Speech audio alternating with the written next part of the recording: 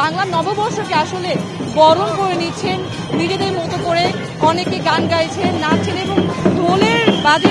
ঢোলের তালে তালে কিন্তু তারা এখানে বাদ্যযন্ত্রের তালে তালে তারা একত্রিত হয়ে তারা এই শোভাযাত্রা নিজেদের মতো আনন্দ উচ্ছ্বাসের সাথে আসলে তারা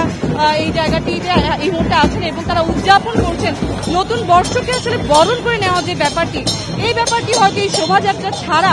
আসলে অনেকটাই অসম্পূর্ণ থেকে যাবে। যে আয়োজন এবং এই বর্ষবরণ এটি কিন্তু এই মুহূর্তে চলছে এবং এই বর্ষবরণের যদি আমি বলি আকর্ষণ কিন্তু অবশ্যই এই শোভাযাত্রা সবসময় থাকে, তবে এবারের শোভাযাত্রা কিন্তু কিছুটা হলেও অন্যান্য বারের তুলনায় ভিন্ন এবং এই ভিন্ন শোভাযাত্রায় আসলে আকর্ষণগুলো অন্যান্য বারের তুলনায় এবার আসলে একটু দর্শনার্থীদের বা বলা যায় যারা আছেন যারা দেখছেন তাদের সবারই অ্যাকচুয়ালি মন কেড়ে নিয়েছে। এই রাষ্ট্রের প্রথম, এই স্বাধীন রাষ্ট্রের আসলে প্রথম এই শোভাযাত্রা যেটি আজ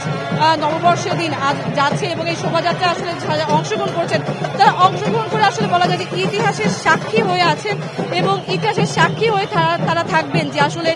দেশ আরও একবার স্বাধীনের পরে তারা হচ্ছে এই প্রথম বর্ষবরণে যে প্রস্তুতি নিয়েছিল সেই প্রস্তুতি আসলে সম্পূর্ণভাবে